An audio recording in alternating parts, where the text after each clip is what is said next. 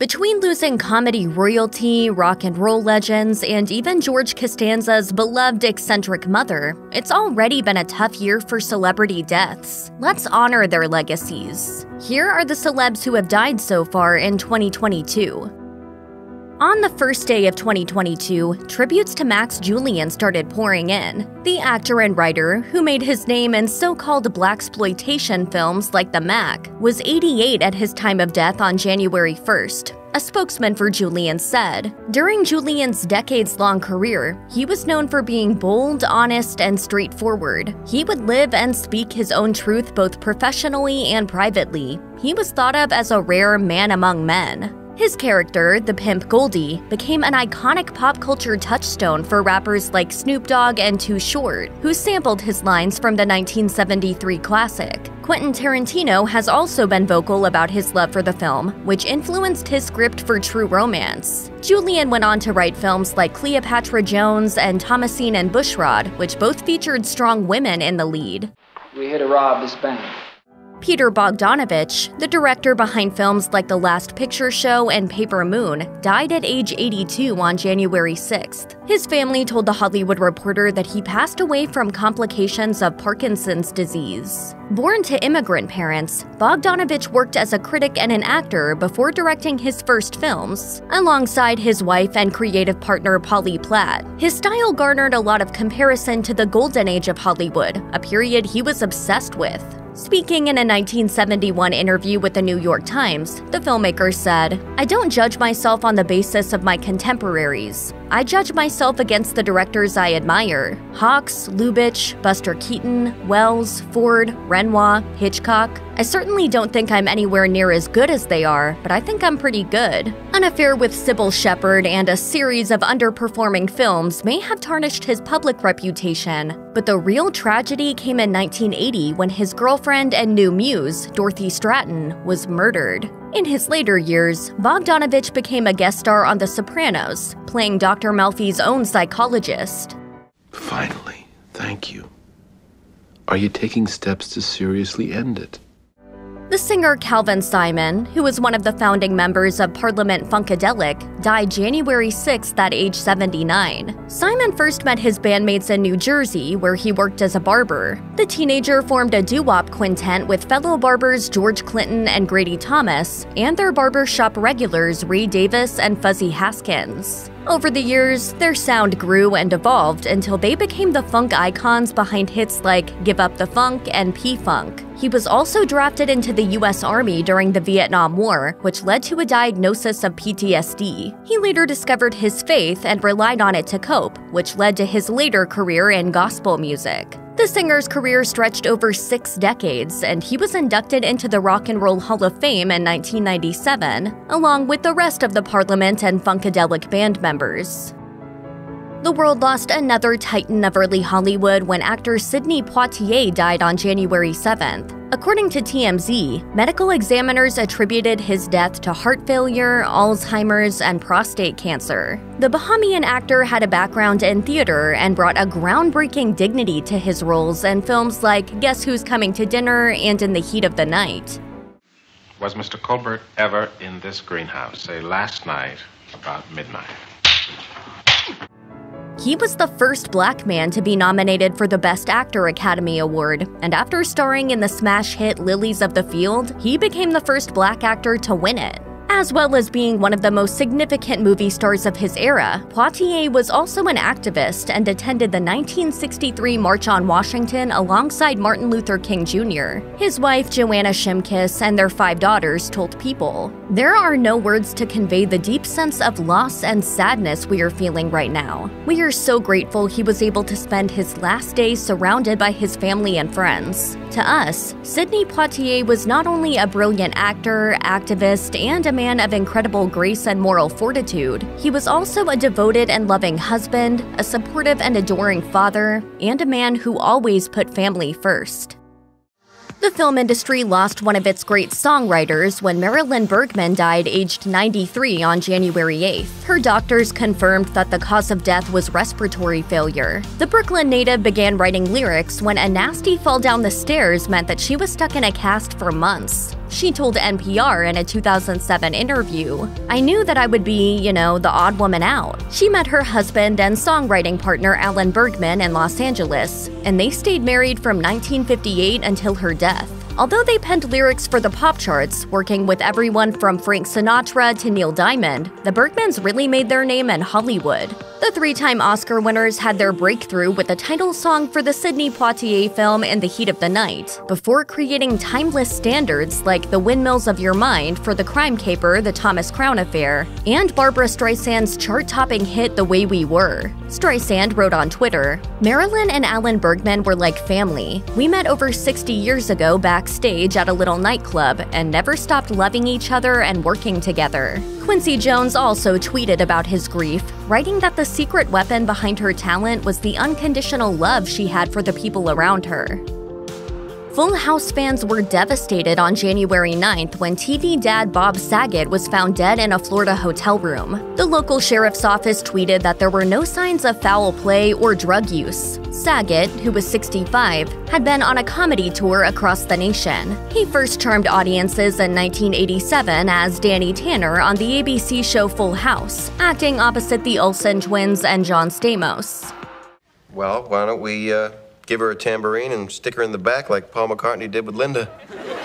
Saget later became the host of America's Funniest Home Videos from 1989 to 1997, which cemented his position as a household name. The sitcom star was also famous for his blue comedy and his philanthropy. Saget was a dedicated champion for the Scleroderma Research Foundation, which raised awareness of the disease that killed his big sister, Gay. After news broke of his death, Saget's family told Page Six, "He was everything to us, and we want you to know how much he loved his fans, performing live, and bringing people from all walks of life together with laughter. Though we ask for privacy at this time, we invite you to join us in remembering the love and laughter that Bob brought to the world."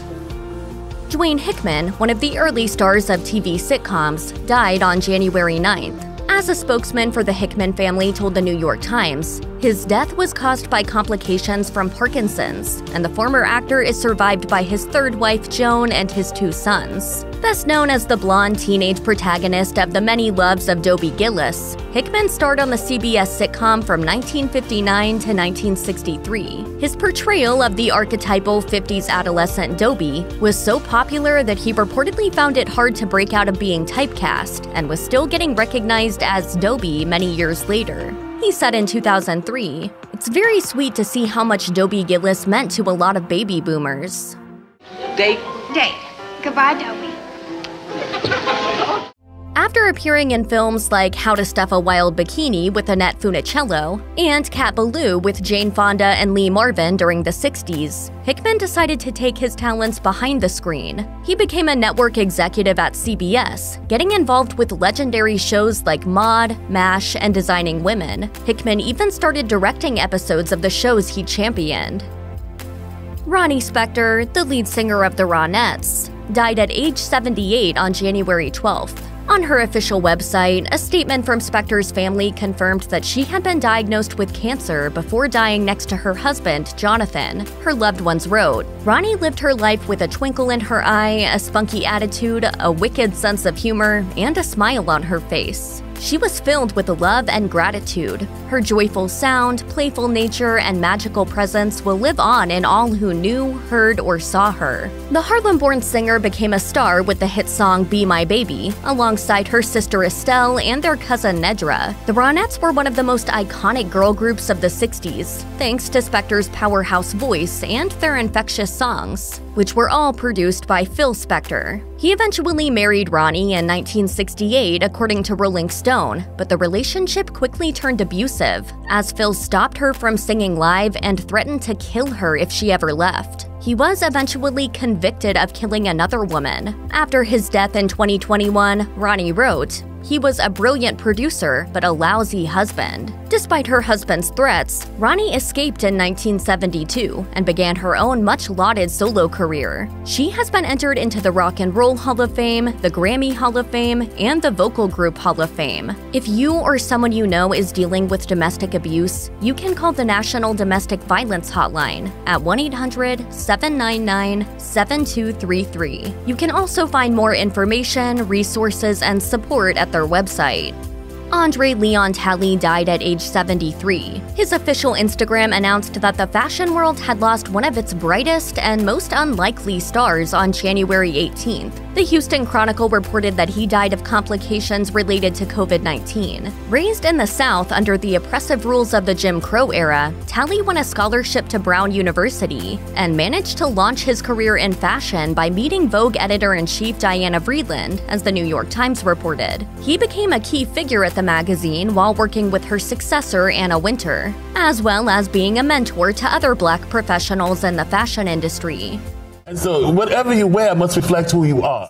Talley's memoirs about his life and career became bestsellers, and he even starred in his own documentary, The Gospel According to André. Wintour said in Vogue, "The loss of André is felt by so many of us today. The designers he enthusiastically cheered on every season and who loved him for it. The generations he inspired to work in the industry, seeing a figure who broke boundaries while never forgetting where he started from. Those who knew fashion and Vogue simply because of him." The French actor Gaspard Ulliel died at age 37 after a tragic skiing accident in the Alps. Ulliel, who appears posthumously in the new Marvel series Moon Knight, was reportedly injured in a collision with another skier. According to France 24, he was transported to a nearby hospital by helicopter, but died a day later on January 19th. Ulliel had been a star of French cinema since he was a child actor. He earned critical acclaim for films like A Very Long Engagement and the Yves Saint Laurent biopic Saint Laurent. In 2017, he won the César Award for Best Actor, the French equivalent of an Oscar, after starring in Xavier Dolan's It's Only the End of the World. Even the Prime Minister of France, Jean Castex, paid tribute to Ulliel on Twitter, writing, "Gaspard Ulliel grew up with cinema, and cinema grew with him. They loved each other madly. It is with a heavy heart that we will no longer see his most beautiful interpretations. We have lost a French actor." That's interesting. It appears we have a concerned third party here. The music world has lost the unique voice behind songs like I'd Do Anything for Love and Paradise by the Dashboard Light. The singer Meat Loaf, who was born Marvin Lee Ade, died on January 20th at age 74. His operatic style of rock and electric stage presence made him a star in the 70s when his debut Bad Out of Hell became one of the best-selling albums of all time. He also earned his place as a subcultural icon by playing Eddie in the Rocky Horror Picture Show. Meat Loaf's acting career later led him to appear in other films like Fight Club, Wayne's World, and the Spice Girls film Spice World. His family wrote on his Facebook page, "Our hearts are broken to announce that the incomparable Meat Loaf passed away tonight. We know how much he meant to so many of you, and we truly appreciate all of the love and support as we move through this time of grief and losing such an inspiring artist and beautiful man. From his heart to your souls, don't ever stop rocking."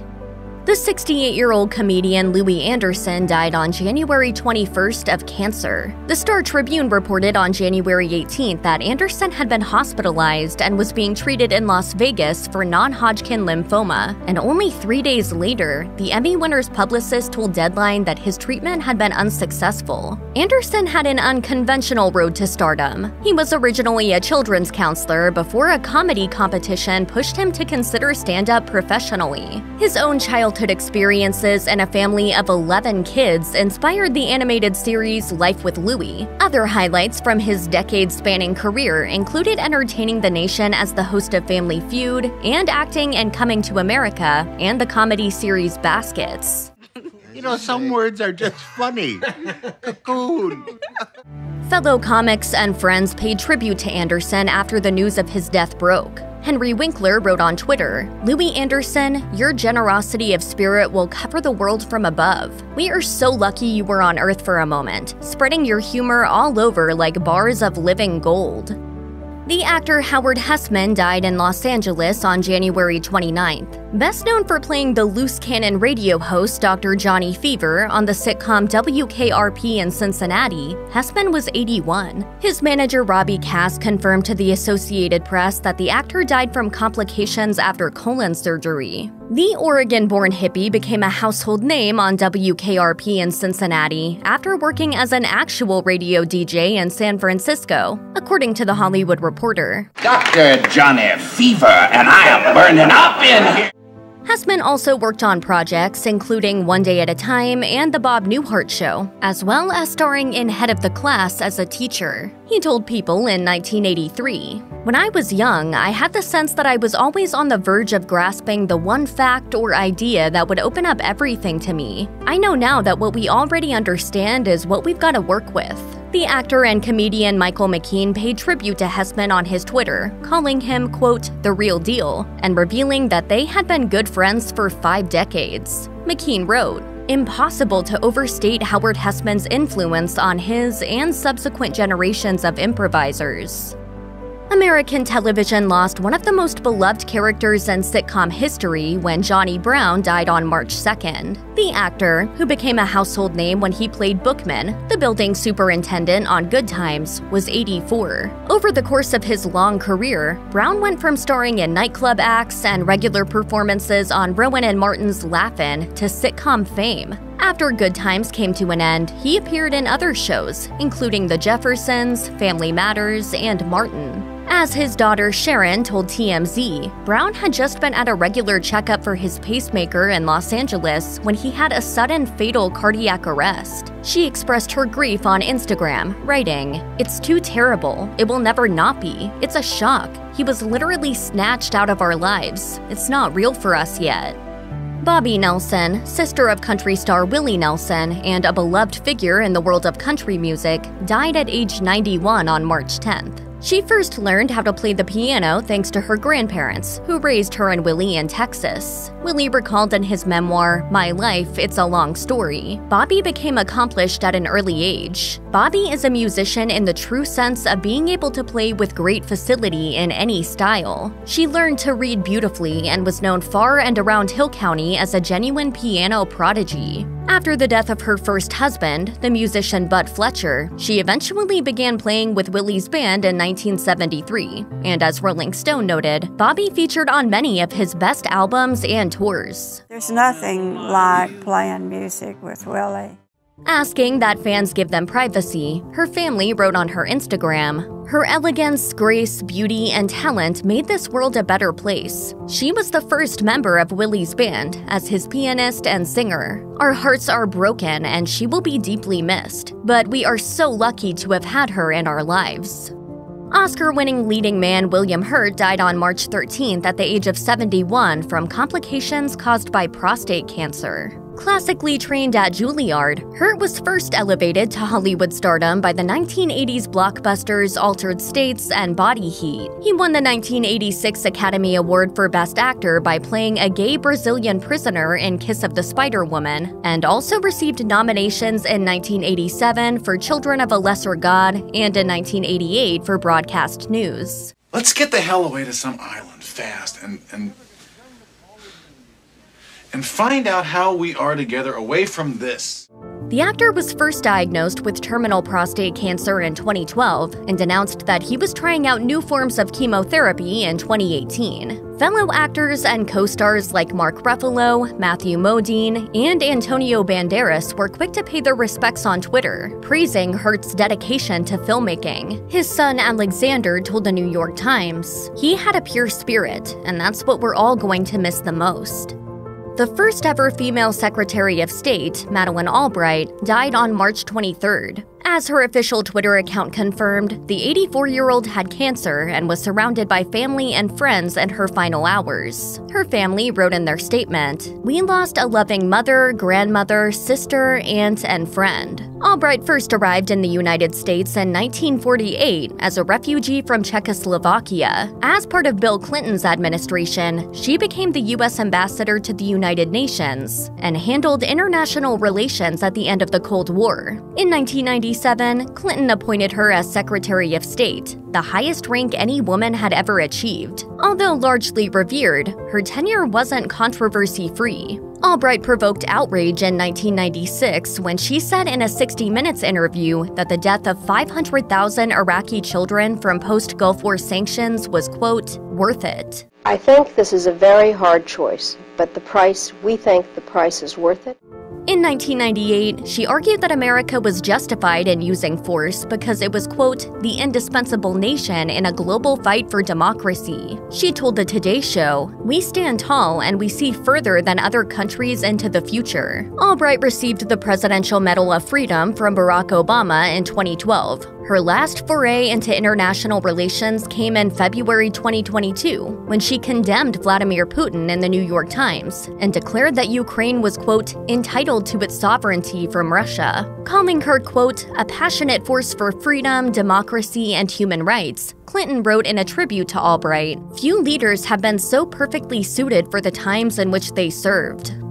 Taylor Hawkins, best known as the drummer for the rock band Foo Fighters, died at age 50 on March 25th. As AP News reported, the group was on a tour in South America when Hawkins started experiencing chest pains. Colombian emergency services were called to his hotel but were unable to save him. It has since been revealed that he had 10 different substances in his body, though a cause of death has not yet been confirmed. Having grown up in Laguna Beach, California, Hawkins was first inspired to play rock music after attending a Queen concert, as he told the Sydney Morning Herald. In 1997, he went from playing drums for singer-songwriter Alanis Morissette to joining Dave Grohl and the Foo Fighters. Describing their connection, Grohl later told NME, "When I met Taylor, it took 2.5 minutes before we became best friends. I just thought, I want to travel the world with this guy. I want to jump on stage and drink beers with this person." This is the best role I've ever played. Taylor's friend. Hawkins had also released music with his own band, the Coattail Riders. After his death, his bandmates wrote in an official statement, "The Foo Fighters family is devastated by the tragic and untimely loss of our beloved Taylor Hawkins. His musical spirit and infectious laughter will live on with all of us forever." Heartbroken fans were soon paying their respects across the world, including celebrities like Miley Cyrus and Slash. The actor Paul Herman died at the age of 76 on March 29, 2022. Best known for playing shadowy mafia characters like Beansy in The Sopranos, Herman had a career that stretched over 4 decades. He more recently made an appearance in Silver Linings Playbook. His death was announced by his former co-star on The Sopranos, Michael Imperioli, who wrote on Instagram that Herman had been, quote, a first-class storyteller and raconteur and one hell of an actor. Imperioli sent his love to the actor's friends and family, revealing that he and Herman had actually lived in the same area in recent years, writing, "I am glad we got to spend some time together before he left us. I'll miss him." Lorraine Bracco, who played the therapist on the HBO hit series, tweeted that Herman was, quote, a loving soul with a great sense of humor. Actor Robert De Niro also expressed his grief about the loss in a statement to Variety, saying, "He was a wonderful actor as well as a dear friend. He will be missed by all who knew and loved him, and by the profession he so proudly served through the quality of his work. Rest in peace, Paul." Fans of boy band The Wanted were devastated to learn that Tom Parker died on March 30th at the age of 33. His wife Kelsey confirmed the tragic news on Instagram later that day, thanking his supporters for all their love and writing, "It is with the heaviest of hearts that we confirm Tom passed away peacefully earlier today with all of his family by his side. Our hearts are broken. Tom was the center of our world, and we can't imagine life without his infectious smile and energetic presence." Parker became a star with his band The Wanted when their song All Time Low topped the charts in 2010, but he also won over the British public by appearing on reality competition shows and entering the world of musical theater. The singer was first diagnosed with terminal brain cancer in October 2020, while Kelsey was pregnant with their second child, according to the BBC. Despite the severity of his tumor, Parker managed to make it to the last dates of The Wanted's 2022 arena tour. Yeah, I mean, touring for us, you know, it's kind of where we live our best life. Max George, another member of The Wanted, wrote on Instagram, "Tom, my brother, my boy, my bandmate, my best bud. I'm heartbroken beyond words right now, and I cannot even begin to imagine what the future holds without you." Estelle Harris has died at age 93. The actor, who brought her distinctive voice and sense of humor to roles like Mrs. Potato Head in Toy Story and George Costanza's mother on Seinfeld, was in Palm Desert, California on April 2, 2022, when she reportedly died of natural causes. Her son Glenn told Deadline, "It is with the greatest remorse and sadness to announce that Estelle Harris has passed on this evening at 6:25 p.m. Her kindness, passion, sensitivity, humor, empathy, and love were practically unrivaled, and she will be terribly missed by all those who knew her." The native New Yorker only found her start in show business after her children had already grown up and left the nest, as she told the New York Times. Harris started booking plenty of commercials, but it was her character on Seinfeld that eventually made the actor a beloved TV star. She said of the role, "I've known so many women like her, but I'm nothing at all like Estelle Costanza other than that I speak my mind." George doesn't work. He's a bum. That's why he lives at home with us. After her death, Jason Alexander paid tribute to Harris on Twitter, sending his love to her children and grandchildren and writing, "The joy of playing with her and relishing her glorious laughter was a treat. I adore you, Estelle. Check out one of our newest videos right here. Plus, even more Nicki Swift videos about your favorite celebs are coming soon. Subscribe to our YouTube channel and hit the bell so you don't miss a single one."